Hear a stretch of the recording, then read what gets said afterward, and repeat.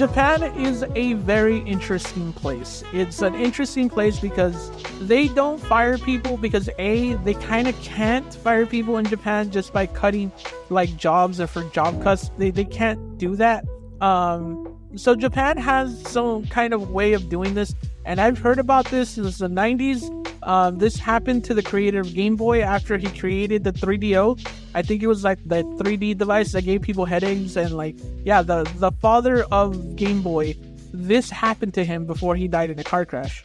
Bandai Namco reportedly sending staff to explosion rooms where they have nothing to do after canceling multiple games, including a mystery Nintendo project. Japanese game company Bandai Namco is reportedly sending staff to explosion rooms where they have nothing to do after a number of projects were cancelled, including one said to be for Nintendo.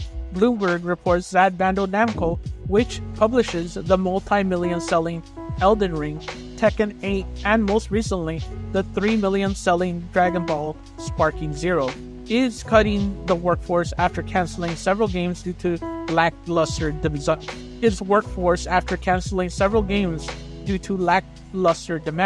The report also alleges Bandai Namco is sending workers to Adoishabaya, I cannot pronounce that, or exposure rooms, where they're given nothing to do. This, Bloomberg allege, is putting pressure on them to leave voluntarily. According to the site Bandai Namco Studios Inc., the video game development division of Bandai Namco has moved about 200 of its roughly 1,300 employees to exposure rooms, and nearly 100 have resigned, with more expected to leave in the coming months. Japan has strict labor protection laws that make it harder to cut staff than in other countries, such as the US. Explosion rooms are therefore sometimes used by companies to drive staff to become so disheartened that they resign voluntarily, and thus aren't eligible for severance they would normally receive had they been made redundant.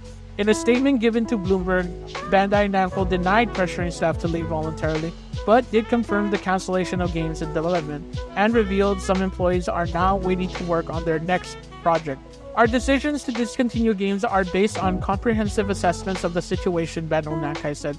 Some companies may need to wait a certain amount of time before they are assigned to their next project, but we do move forward with assignments as new projects emerge. There is no organization like explosion rooms at Bandai Namco Studios designed to pressure people to leave voluntarily. Bloomberg reports that Bandai Namco has suffered financially in much the same way other video game companies have post-pandemic, with big losses coming from write-downs tied to game cancellations. It's alleged that Bandai Namco has recently stopped development on games that feature characters from Naruto and One Piece, as well as projects commissioned by Nintendo. The mysterious canceled Nintendo game was not named. Bandai Namco Studios has a number of years developed games for Nintendo, including exclusive Super Smash Bros. Ultimate, Pokemon Tournament, and Pokemon Snap. In November 2023, Bandai Namco announced the team had set up to do contract development for Nintendo as Bandai Namco Studio 2 and Studio S, promising more to come. On the studio's new website, a statement read, Bandai Namco Studio 2 and Studio S has been developing a studio specialized in contracted development projects. We have cooperated in the development of many world-class titles such as Super Smash Bros., Mario Kart 8 Deluxe, and Mario Kart Tour. As a group of professionals who do not compromise on quality, we will continue to produce world-class titles in the future. We are looking forward to the participation of highly motivated creators. Look, the only thing I read in that is that it's complete BS. This is a Japanese company and this is what they're known to do. Since the labor laws are so hard over there, like they're so hard on companies, you can't just you can't just fire people just because you're not making enough money. That's the reason Nintendo A doesn't get rid of their talent and B doesn't get rid of their talent, because talent's hard to come by. So they just keep them and just eat the loss.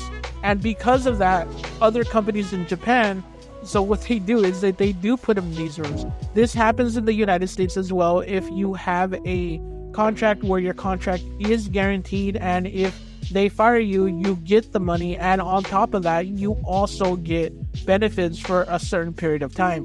if you have one of those giant contracts, you more than likely are going to be put in one of those exposure rooms where you really don't do anything. Again, this happened to the father of the Game Boy device, where he kind of made a really bad device in the 3DO, and after that they kind of really didn't do much with him, and they kind of just left him there in the room until he died in a car crash, which I'm sure they were not happy about. But at the same time, this happens all the time, not only in Japan, more in Japan, but it also happens in the United States, depending on how big your contract is.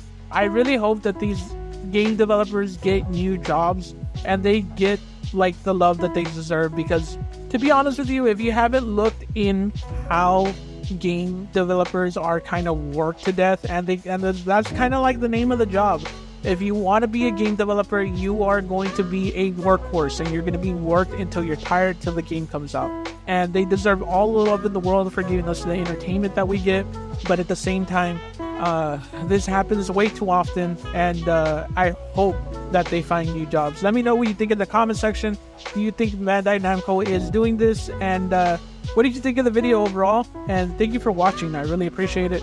I know that I'm really late. I've been really late. I got my teeth cleaned. I had clean teeth, boy. And also I did my hair.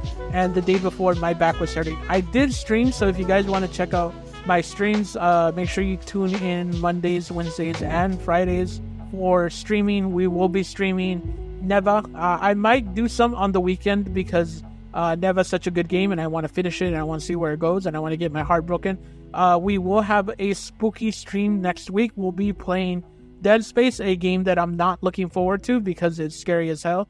And after Dead Space, we will be playing Dragon Ball Z Sparking Zero, so stay tuned for that. And let me know if there's a game that you do want me to stream. Not scary, for God's sakes. And yeah, remember, you're pretty good.